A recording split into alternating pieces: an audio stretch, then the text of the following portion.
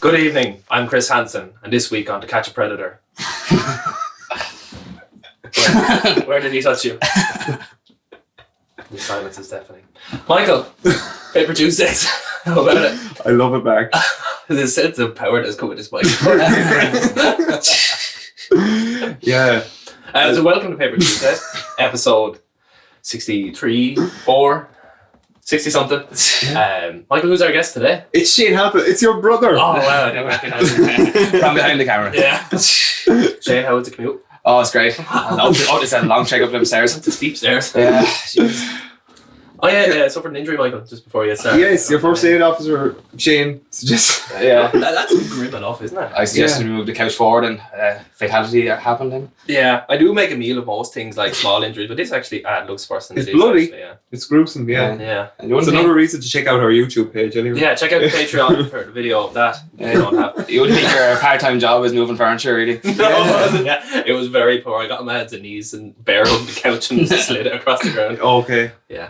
When you do a lot of different moves with the furniture, today you were cutting something, Marc. What is that? Oh yeah, I was cutting up a cardboard with a saw Right. because Is it just like man things to do when you're doing furniture and you just have to do there them? was no real purpose to it. I just stand outside and do man things so people will come in. Yeah. Very good. Appealing. Yeah.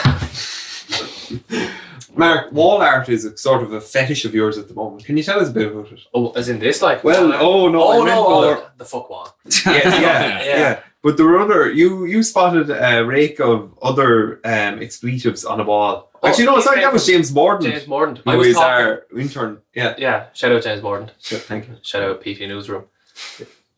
Ball bags. Ball bags. Boobs. LOL. Shout out boobs. The shout out. Poo. And a bumcock. Great. So I don't know why. What do you think is the motive of this wall art? It's a bit of fun, I suppose, isn't it? To start a laugh. It's an antisocial act, but it definitely is. Yeah. It's a step up from what like lads be scribbling in pen on the walls of the toilets, like, and you saw some weird things in them GCS. Probably a step down. Like I see more creative things in GCS. Yeah, I love it. We have our very own one here in Gorey, the football. And you stand by it. Yeah. I stand by it. I stand for it. Yeah. I stand for it. And I used to love, speaking of toilets, I used to love the phone numbers. I thought they gave it an added dimension of creativity. You know, were you going to ring or were you not going to ring? You know? Yeah. Did you ever ring? No. I've been rang. No. All right. I've been getting rang. I got rung. I'm using all the wrong things here, but I got rang by some 2 Dublin numbers this week asking what I wanted. They said they'd miss calls from me, but they didn't. Oh. And loads of lads looking for a PPS number as well. Yeah. There's no way they're getting it. No. Me and Shane know someone who did give the PPS number away. But what would happen if you gave it away? I don't think. I heard that you can apparently apply for social welfare with it and like stuff like that, so they could use your PPS to like verify your identity and then claim something to their bank account. So right. But the person in question that gave it away is not too worried. So yeah, none too bothered. No. Fair play to them. You barely qualify for a PPS number. Yeah, and if you're smart enough to find something to make it with a PPS number, I'd say he deserves it. Yeah. So Shane is our camera guy, backroom star. Yeah. I'm impressed really with I'm just since Shane's been involved, his work ethic. It is astounding how disciplined you are when it comes to all this stuff. Living life 365. Yeah.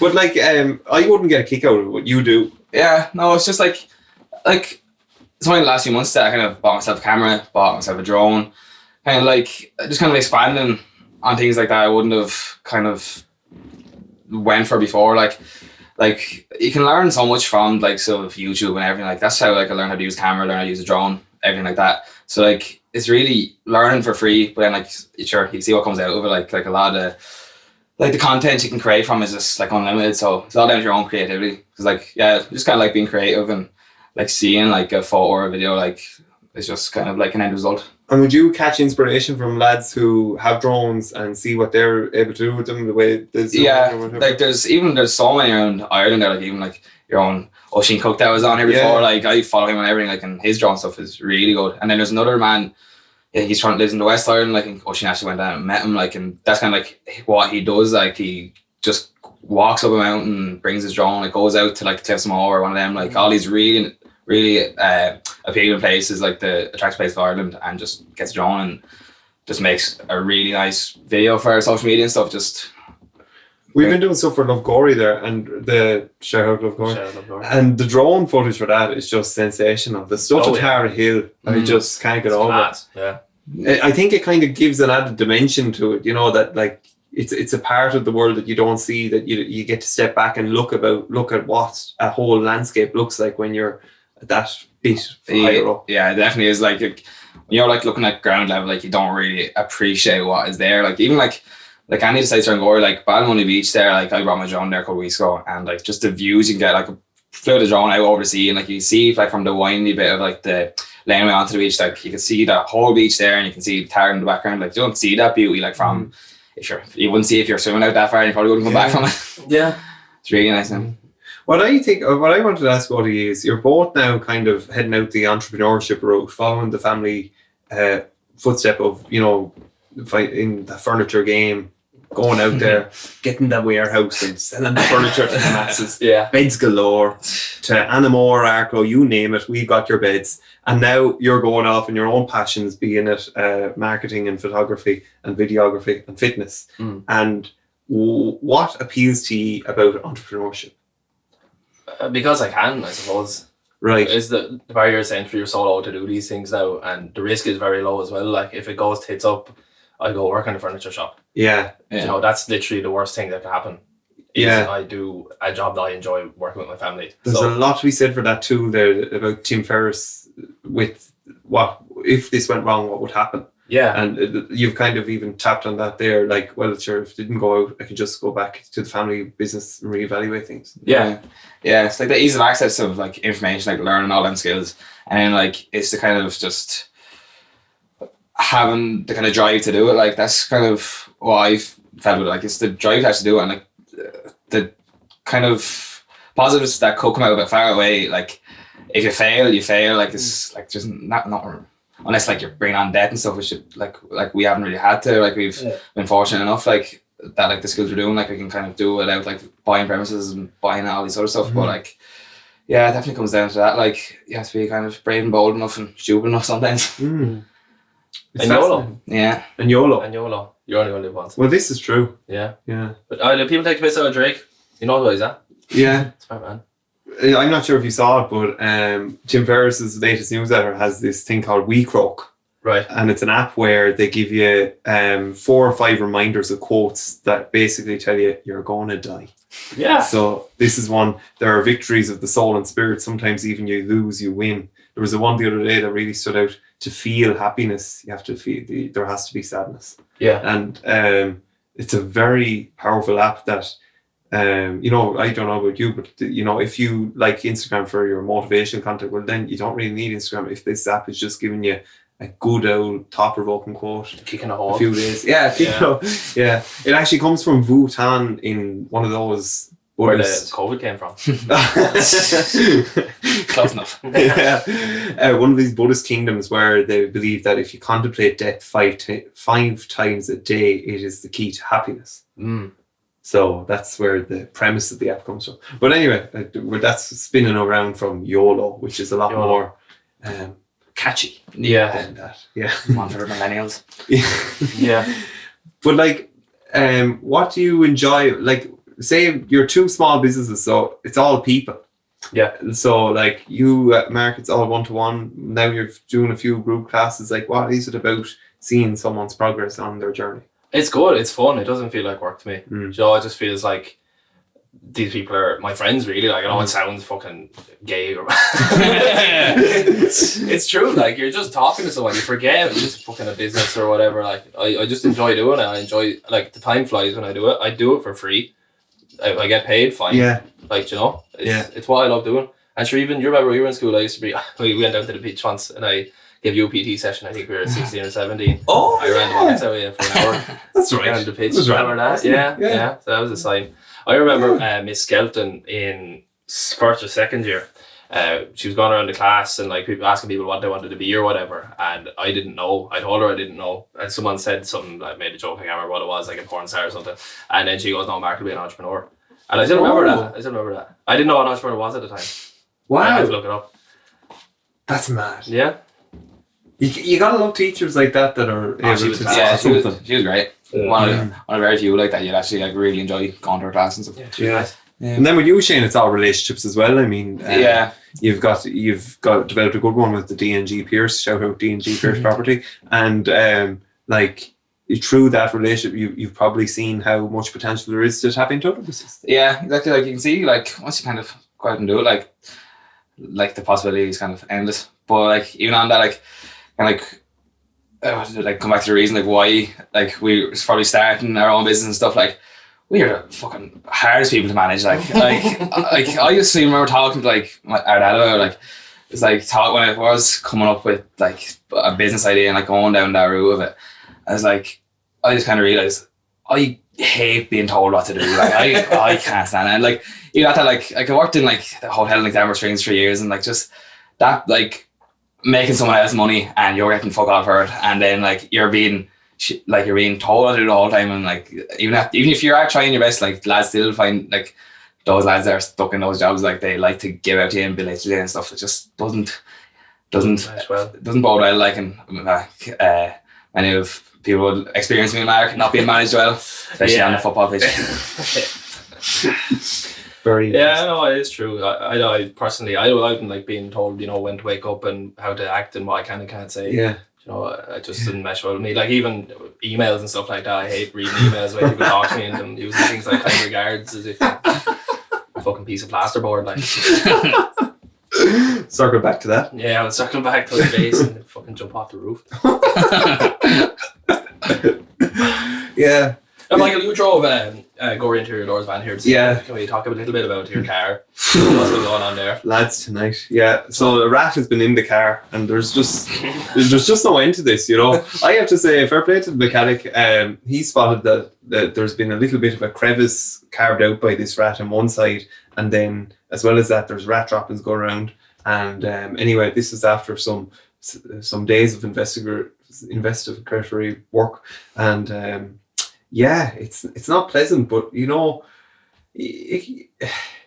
don't know whether it's because I've such a comfortable life, or it's because all this hippy dippy stuff works, but it's just kind of like persistence. It doesn't matter how many times that car stops, I am not going to stop. If I fall down 7 times with that car and I have to go out and give it the little rub, and if the little rub doesn't work and I have to call the tow man, I'll go again and I'll pick up the phone from James Tompkins and he'll tell me, you're in trouble again, Michael, yeah?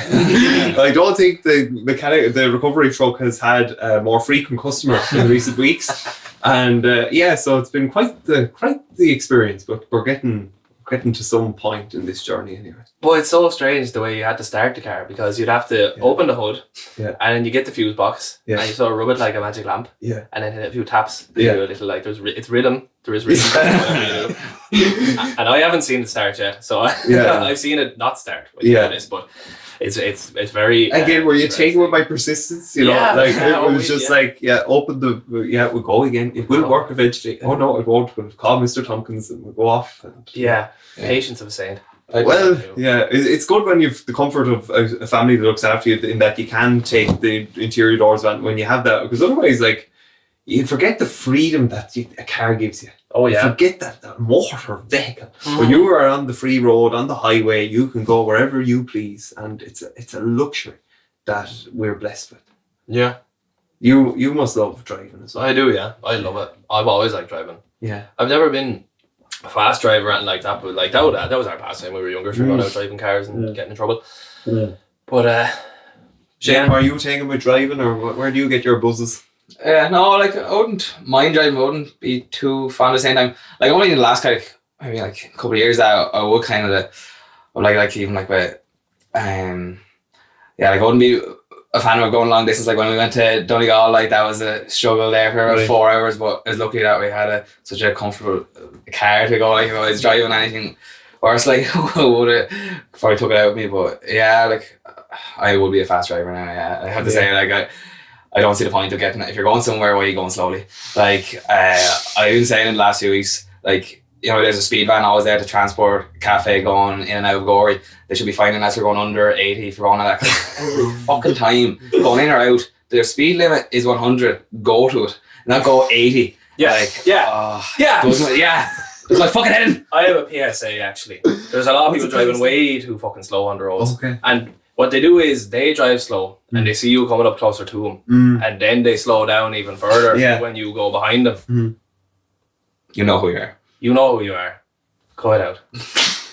I'm going to throw a curveball in here. Right. When I've been driving Evan's car, when the other car has marked, I have noticed a preponderance of drivers overtaking me because I have an L plate. Oh.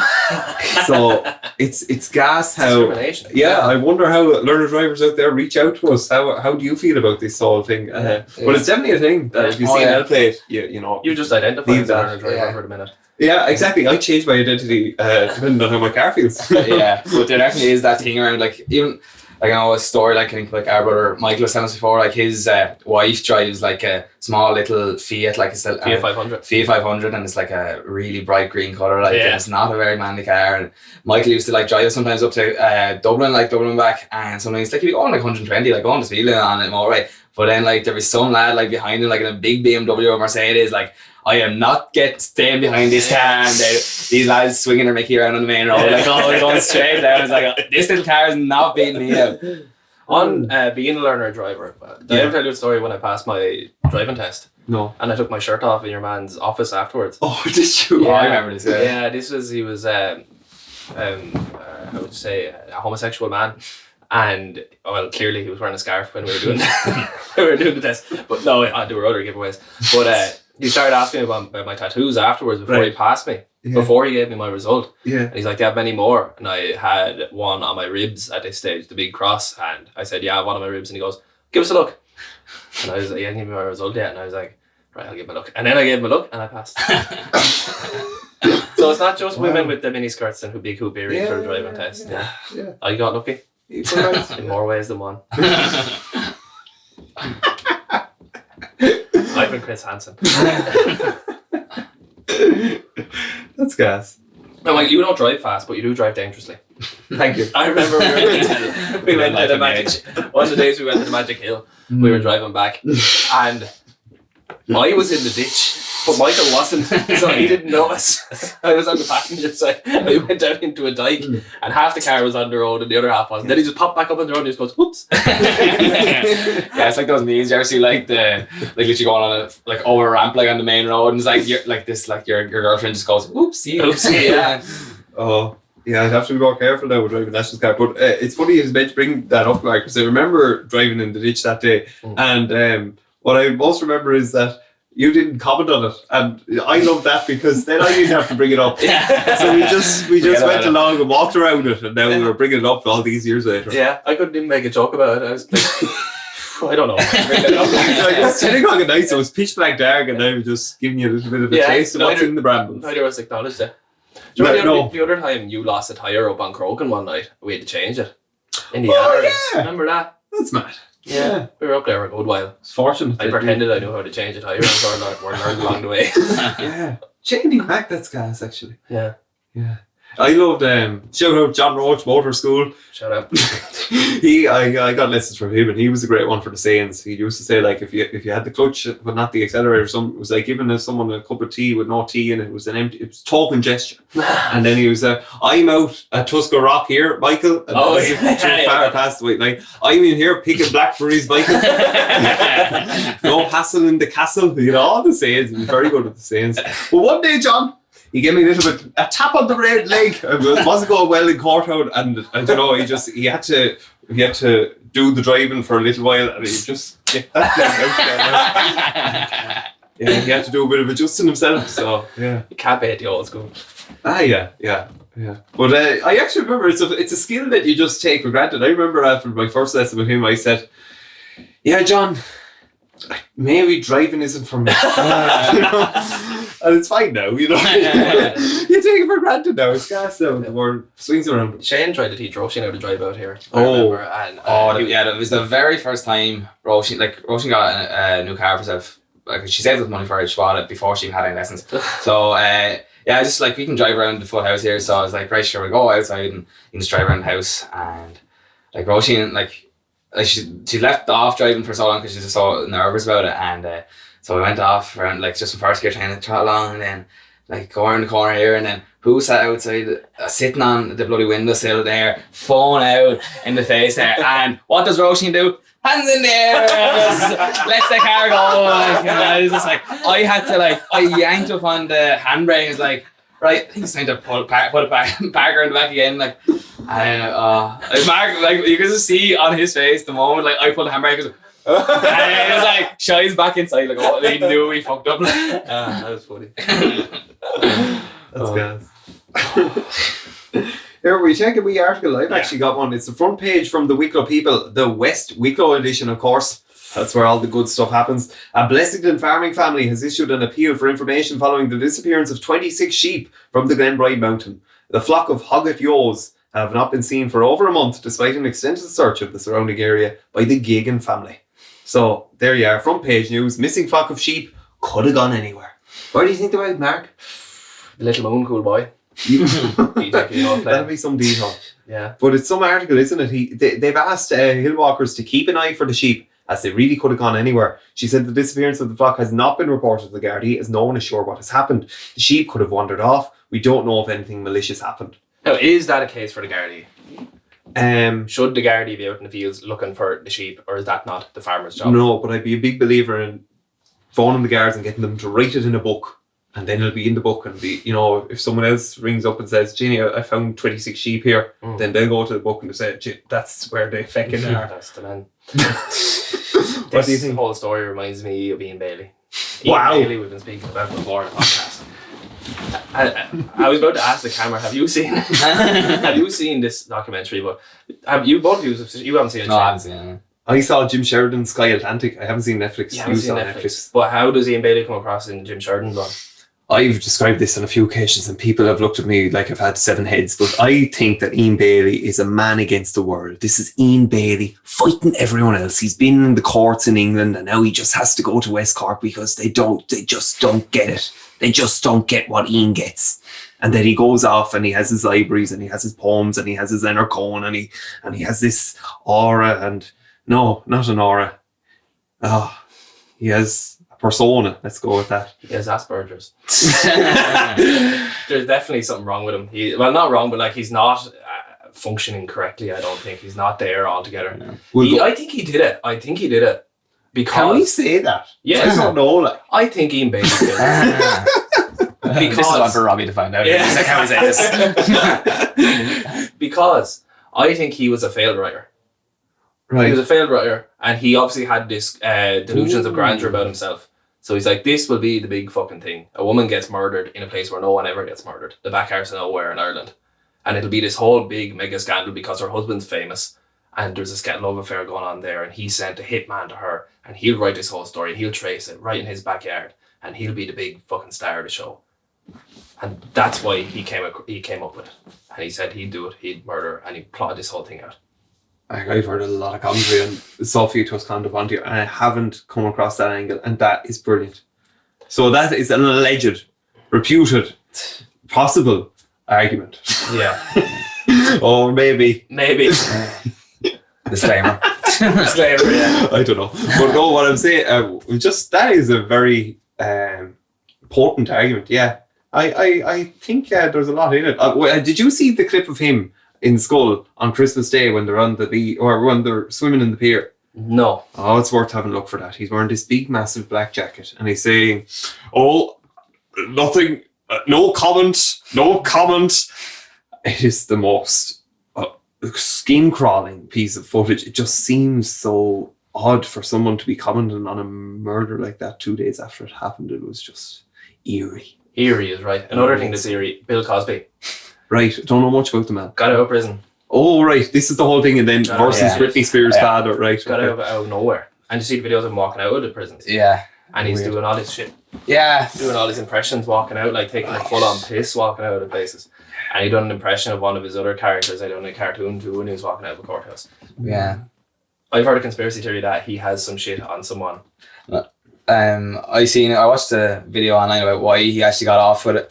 It was something about he'd called someone, like one of the victims came against him and obviously like brought to the court and everything like that, and there's some way that it worked that like because it was settled outside of court, so like anything that he said in that court case couldn't be used against him.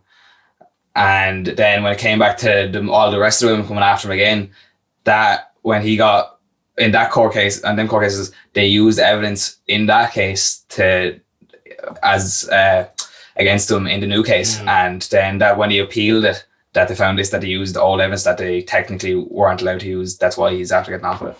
But that's just one piece of evidence, and all the others were proven true. Like, and he gets off. Well, sure, it just shows how messed up like the justice system is, like especially in America. Like it takes a lot of carefulness to get a case through. I was really impressed by the level of scrutiny taken by the Gardaí during the Anna Creasy murder. If you saw how the level of care they went to making sure that the carriage of justice was accurately taken, the interviewing techniques were just. There was a piece at the time from the Irish Times in Colorlally, and you would be blown away by how they just didn't want any part to fall apart, because it's so tender and it's so fragile when you're bringing a case against them. So yeah. Speaking of murder, shout out Angela Lansbury.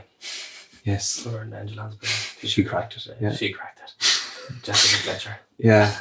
Don't you know with these shows how, Murder, She Wrote was an hour long, and they were always able, and they were always able to guide the story to a point, around the first quarter, maybe you'd get a glimpse of who did it, but then you'd have another 20 minutes of bringing it to the point where you have to go back to that stage. It takes a lot, I'd say, to write a good murder mystery. Yeah. And how long, that was years that went on as well. Yeah. Yeah. The theme music was good, wasn't it? Yeah. Would you have been a Columbo man? No, I was more Murder, She Wrote, wouldn't you? I wasn't a Columbo man now either. There's something about him in the jacket though. The jacket and the turn. Yeah. Have you ever seen Poirot? No. I tell you, that's a different era altogether. My mother went on a big binge of Poirot lately, and it's an older one again, and it's more. He's got a twirly mustache, and it's a different era altogether, different times. Yeah. We went to see Pulp Fiction last night with Flood. Yes, yeah. Me and Breed and Katie and James went up to see Pulp Fiction. Yeah. Right now. Is that the one with Bruce Lee in it? Bruce Willis, sorry. Right. They're a bit different now. They don't look very like. No, I was watching, I haven't seen Pulp Fiction, but I have seen Quentin Tarantino's Joe Rogan episode, which I would highly recommend. No, I haven't got around to it. I've seen like clips of it, but I haven't actually got around to it. Oh, it's brilliant. It's very honest. He actually goes into Epstein and the film industry, and he says at the time that he wish he could have done more, and he kind of clarified his comments in saying that they thought he was like the boss chasing the secretary around the table, but there wasn't more than that. But there definitely was. There was more than that. But you were going to say something? I can't remember. Oh, it's just Harvey Weinstein was involved in Pulp Fiction as well. He was on credits last night. Oh wait, sorry, I take it back. Epstein. It must be Weinstein. Yeah. I don't know. I carved it out in my own head. Very sorry, folks. Very sorry. Shady Robbie, you're going to have a good time with this one. I don't know what you do there. Yeah, well, Epstein and Weinstein, I'm sorry. Close enough. Bruce Lee. Yeah. They'll solve it. Yeah. But he gave an interesting example of what the culture was like in the film industry back then. And there was one other film producer type. And he used to have, there was a screen in area or something.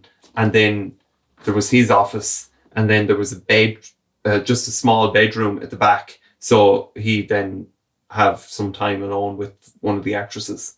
So that was how embedded this culture was of, you do what you have to do to get your place. Well, here's our studio, and there's a bedroom right there. And never thought of it. Bedroom. Okay, I'm going to ask you a question, right? So how do you remember things? Oh. I didn't have the conversation with you, did I? Did I? How do you remember stuff? I think I remember by words and association. I don't think I remember by images. Yeah, Shane. Like, is this how you think about things? Yeah. Yeah, it's definitely visual. Is it? Yeah. Ooh. Yeah. Yeah, me too. Yeah, definitely all this like little things you gotta pick up, like little flashes in your head, like of like whatever like memory you have. Like it's definitely, I wouldn't think in words at all. Like, but if you were trying to remember something you'd written down, would you remember the page? Yeah, so like kind of when I was like doing my leaving cert stuff and all that, like when I was studying, I'd have like little like kind of mind maps, and I would have certain things in certain areas, and then when I go back to try to remember that, like I try to picture the sheet and how I wrote that down in one location. Yeah, that was the one on the corner. Yeah, like and try remember it that way. Like, And Mark, you're the same. I'm the same. Visual. Apparently 2 to 10%. Which is very strange. Wow. Yeah. That's mad. I don't know how true that is. Yeah. Because I've asked like 4 people today, and 3 of them have told me they remember visually. So either they're all concentrated. Yeah. Peterson talks about it, and he kind of says that it is extremely difficult to phrase. Like it's a very difficult thing to conceptualize, whether you do it or not. It's like, I suppose you just think, you don't think about how you're thinking it. Yeah. It only occurred to me because I was trying to remember something, and I went like that. I closed my eyes and sort of squinted together, and then Brie asked me what I was doing, and she was like, I'm trying to remember, and she's like, that's not how you remember things. Then I had to explain to her how I was doing it, and that's how I found out. That's mad. Yeah. Like it's kind of like that thing, like I couldn't imagine like trying to remember stuff in words and stuff. Yeah, like it's just like, yeah, same with you, like you probably can't imagine like how do they see things, or like how does the flashes come back, like it's just like you're either one way or the other, like you're probably not like mixture of both. Yeah. I have a very vivid imagination as well, overactive. So it's a curse. Yeah, but right. Is imagination the same as thinking? Imagination same as thinking. Yes, in a way, but I think thinking is a form of imagination. You're thinking and thinking in the sense of the language that you hear when you it's more that Alan Watts says we need to get out of our heads and we need to stop overthinking, but like over imagining could be just like thinking up with creative, like colourful images. It could be about a milk churn. It doesn't have to be it doesn't have to be something that happened last week, or you know, that mental what's that, rumination, where you're going over things that it's not always positive either. Yeah. An overactive imagination can also lead you to only eat meat for 3 months. Okay. I reckon that's a part of it. Really? Yeah. So what were you imagining in that process? No, it wasn't a case of that. It's just a case of like, oh, well, maybe this is like the solution to fucking everything. It's not like, there does be a large detachment from reality a lot of the times with a lot of these thoughts. Yeah. Okay. But what is reality? What is reality? Yeah. Every time we fucking come back to this nonsense. Let us know if you know. You found some good articles, and let's have a wee look. I like the one about the Brazilian president. A lot going on in this now and in the psychic realm, I think. Yeah. Brazilian president Jair Bolsonaro leaves hospital after suffering stabbing-related hiccups. So he it's related to an injury he suffered when he was stabbed in 2018. So he plans to go back to the presidency soon, and this has all come up there. What I think is interesting is it's come up at a time when there's going to be a congressional inquiry into his handling of COVID-19. So I would describe this pain and stabbing related hiccups as perhaps a good word that Ashton always says, psychosymptomatic. Ooh, what's that? It's basically where you're thinking of something but it's only like, you could imagine that you have a pain in your stomach, but there's no pain in the stomach. So where's the pain in the stomach? And then you have to go back and see, is it related mentally, really? A lot of that goes on in around J teams now. I think a few lads will be having that around it. Yeah. I was struck by Dublin. It just happened when the Meath rally was coming on that 2 players went down with sudden injuries. It was very strange. Get well soon. I think that happened to me with psoriasis. Really? So I had psoriasis bad for a while, and then I was like thinking about it and like, how do I get rid of this? And I was trying all like the diets and stuff like that, and then I just said I don't care anymore, and then it went away. Yeah. Same. Didn't Cormac say that? Cormac Blues on about his Crohn's. That just kind of goes away once you start thinking about it. It was stress, wasn't it? It was stress. Yeah, I think stress can bring on. I'm actually reading a book. I'd recommend it. The Body Keeps the Score by Van Bessel der Volk, I think is his name, but that could be wrong. But it's a very interesting book. It basically says that it's not that your body's holding on to stuff. And trauma is everywhere. It's everything. So it's not just a car crash. It's how you're treated when you're 0 to 2. And it's very, very interesting. Very interesting. You're all broken and stupid and useless. I read a quote that was good actually. It's like, if you, very good finding out your trauma and what happened to you in your childhood, but if you don't do anything about it, then you're just as useless as you were before. Yeah. So you find out what the trauma is, whatever happened, because nobody had a fucking perfect childhood. Nobody has gone through life without any trauma. So you find out what your specific one is, you find out how to deal with that, and then you do it. But then there's people then to find out the trauma, like, oh, this happened to me when I was a child, and this is why I'm like this. Is like, yeah, well, fucking fix it. Did you ever see that movie? I think The Discovery or something. It's your man out of How Much Mother. Is it Jason Segel? Jason Segel, or one of them. Steve Segel. Is that the one in How Much Mother? No, I think Steve Segel is the producer guy. Okay, well, it's one. Your man out of How Much Mother. It's called The Discovery or something on Netflix. But I think like so, this machine discovered, or this like the scientists discovered, what happens after you die. Like your consciousness does go somewhere, and then like mass suicide started happening. Everyone started killing themselves because like they knew something else outside there. But then like it turned out that what you were going back, like where it was going was bringing you back to like a place where you were like a real traumatic experience, or like whatever, like was really struggling on your consciousness, or like your past traumas or whatever, and you fix the situation and then like go on from there. Like. So yeah, interesting.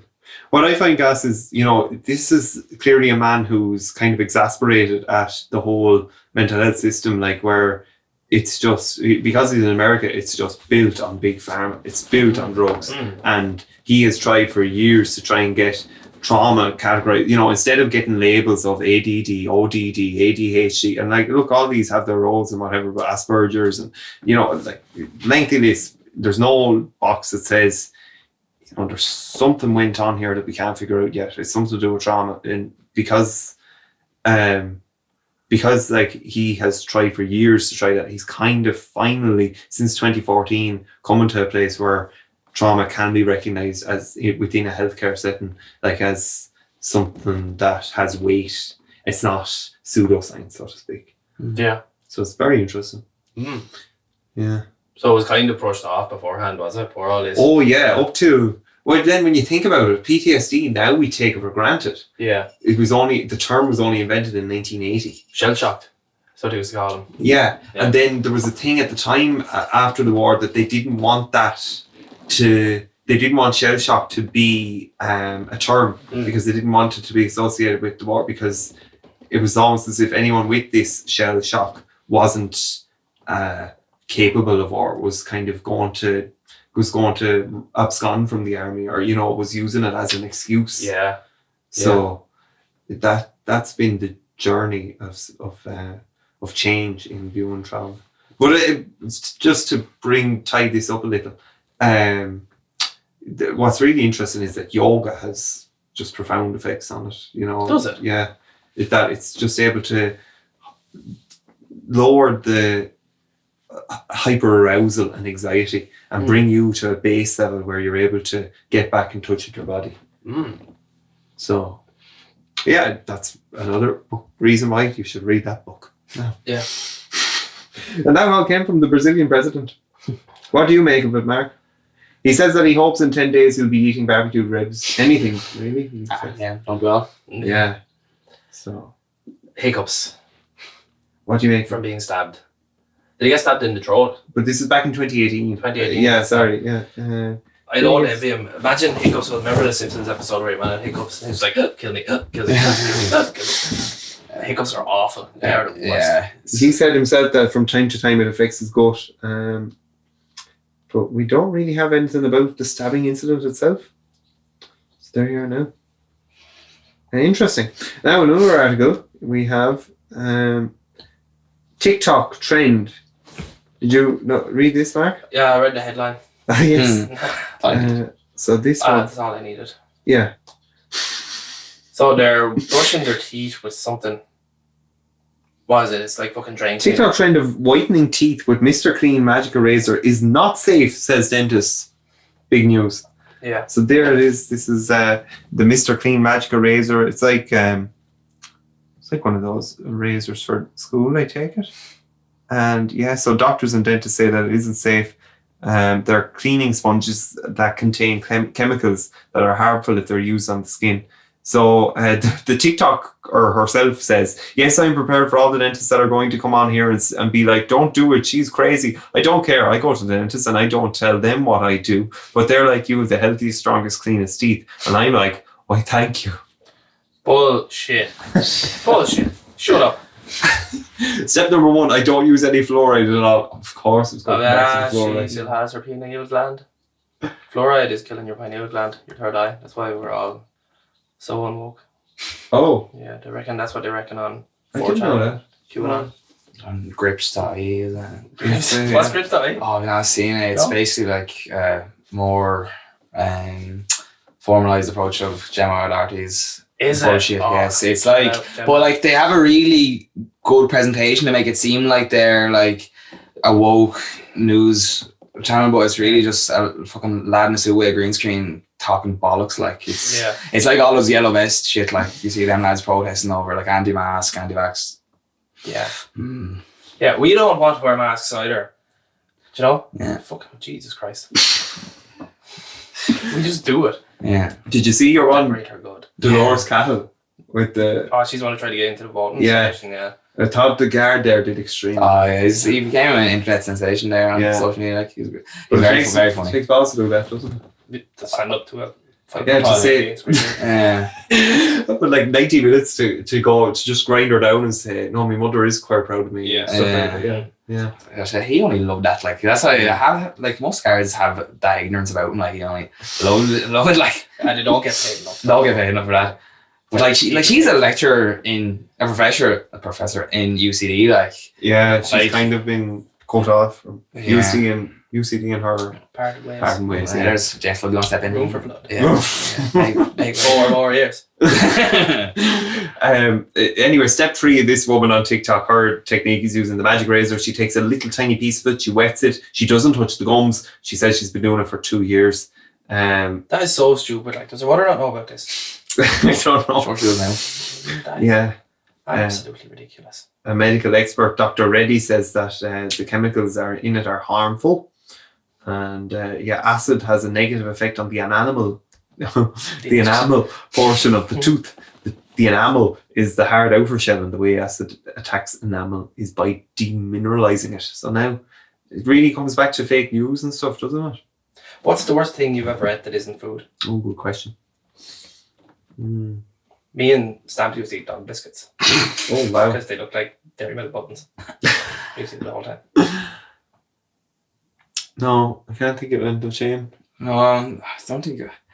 I remember just some stupid bit of fucking flower or like grass or some stupid like that. Like grass. Yeah. Dandelions. Yeah. Dandelion. Yeah. That Ice Age reference. Oh yeah. Seed, was it? Yeah, Seed. That's right. Yeah. Very good. Oh, like you ever like I think like when you said like most discussing non-food thing you going around. Remember that they said it was like cinnamon challenge. Like you put the that was horrible. I hate cinnamon, and like I think that scarred me ever since. Really? Like that's the first time I ever tasted cinnamon, and I would like a side of a cinnamon roll or anything like that. Just I never liked cinnamon. Violent. There's a picture of me licking a table in school in like second or third year. Oh right. I've done my fair share of weird shit. Yeah. You can both strong immune system. Yeah, that's it. Yeah, good. I was making up my own vaccine. Here, this is a great story to end it all here. Australia is to deport Britain's Katie Hopkins after a quarantine breach.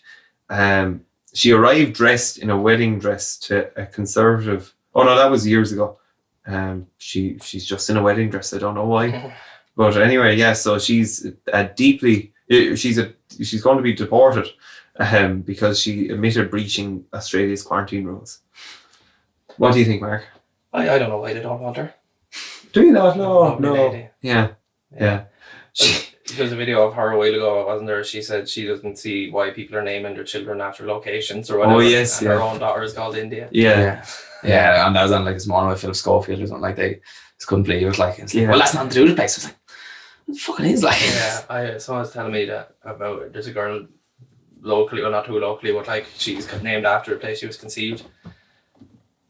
Oh, right, okay. Yeah, out in Australia. Oh, right. And then her parents came back, obviously, when they got pregnant and named her after the city she was conceived in. All right. Yeah. Little Perth. No, it's not Perth.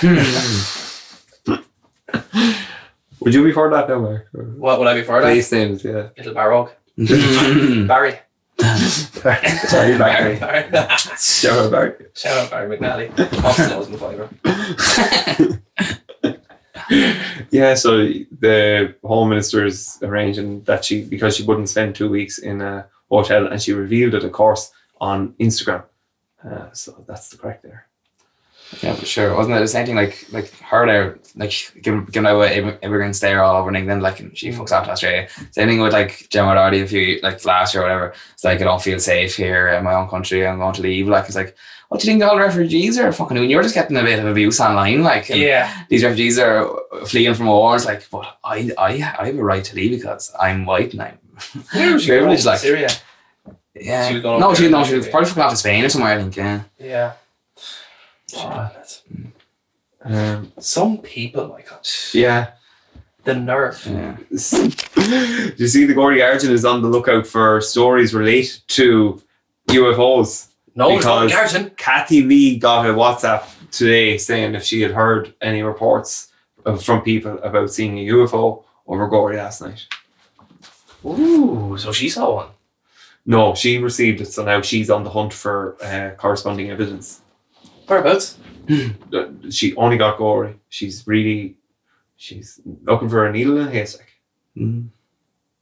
Do you think there was one? Because we just spotted how there was one in Westmeath there lately. It's coming, isn't it? Yeah. Something's going on. Like they're very interested in whatever's Wouldn't going it be great if like it turned out that it wasn't UFOs and it was actually a weird promotional gig for like a big Joe Dolan comeback tour, even though he's dead or something. I don't know. So Foster and Allen back post COVID. Well, yeah. What other twist of a UFO could you think of, Mark? A twist of a UFO? Yeah. Like, I think if there's alien life here on Earth, that Ryan Hubbard represents them.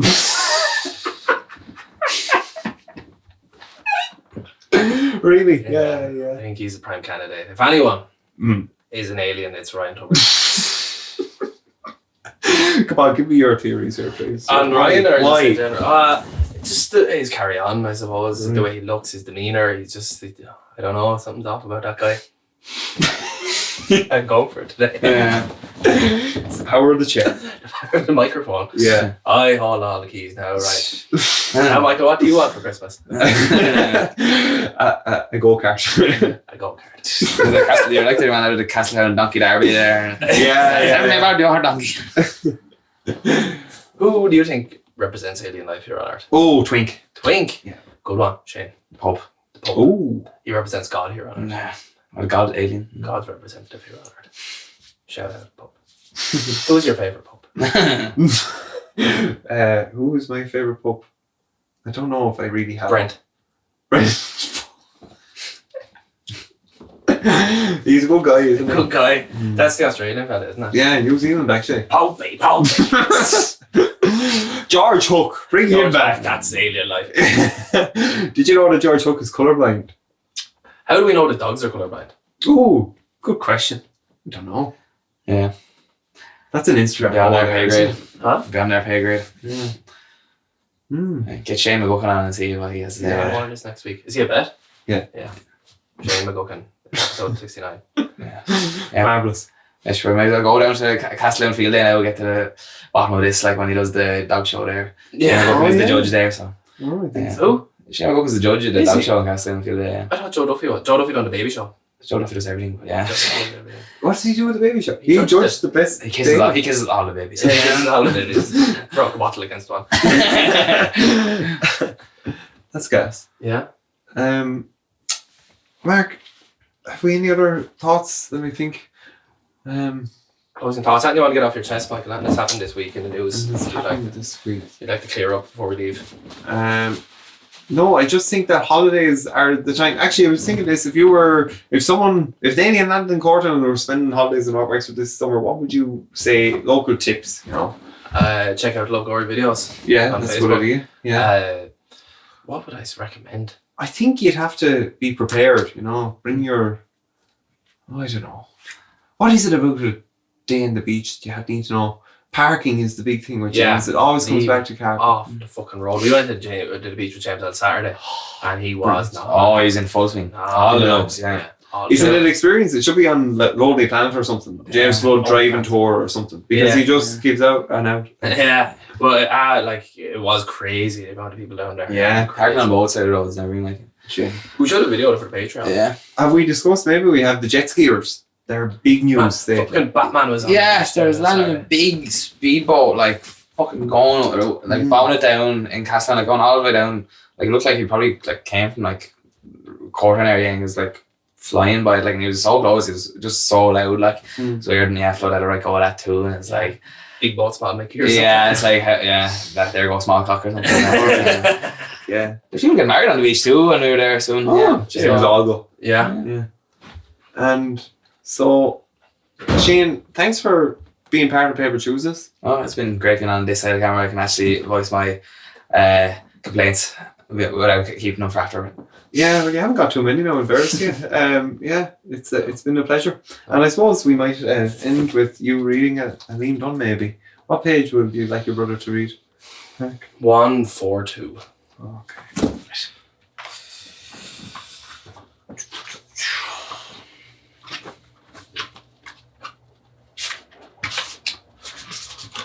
That is a picture page. There's some Oulart, red and black of Oulart to Ballad. I'm pictured here playing against St. Martin's in the county final. The club means everything to me. You can see a few fine helmets there. Yeah. No face guards. No face guards, yeah. Oh, that's what I was going to discuss. We'll close with this if you don't mind, my dear listener, as we don't have a flash flood. Hang on there now. So I had a bit of a legal GA activity there last week. Oh, how did we fucking miss it? Yeah, so I played for another club in another county because they needed to field a team. Yeah. And it's not the first time I've tried to help a team. Well, it was my own club previously 5 days earlier I played for my own club, and we had a goalman who was the selector, and he didn't have a helmet for the first 15 minutes, and the opposing team wouldn't give him a helmet. Shout out to the opposing team. And we still won. So now fucking suck. Those tactics don't work around here. Yeah, but it was great because up there in Dublin things are loose, and I was looser. So letting it all hang out. Yeah. And what happened? Yes, I scored an own goal. So you know my big thing on mistakes that they always reveal something. I think that me scoring an own goal was a sign that I was nervous because I wasn't meant to be there. You knew you were in the wrong. How did it happen though? Like what? An own goal? Yeah. Oh, I got into it then shape. Yeah. So the ball was coming across the end, went by the goalie, and I went to catch it, and those 3 fingers touched the sitter, and then I went, oh no, as the ball went and dribbled so into fast. If there's one way to keep a low profile, it's scoring an own goal. Yeah. I'd say the Dublin crowd on the sideline where was there not anyone else in the biggest county in the country? Yeah, they probably thought they're getting this lad from Wexford from Gorey of all places. Conor Maxwell. Oh my God, it'd be great. No. Hello there.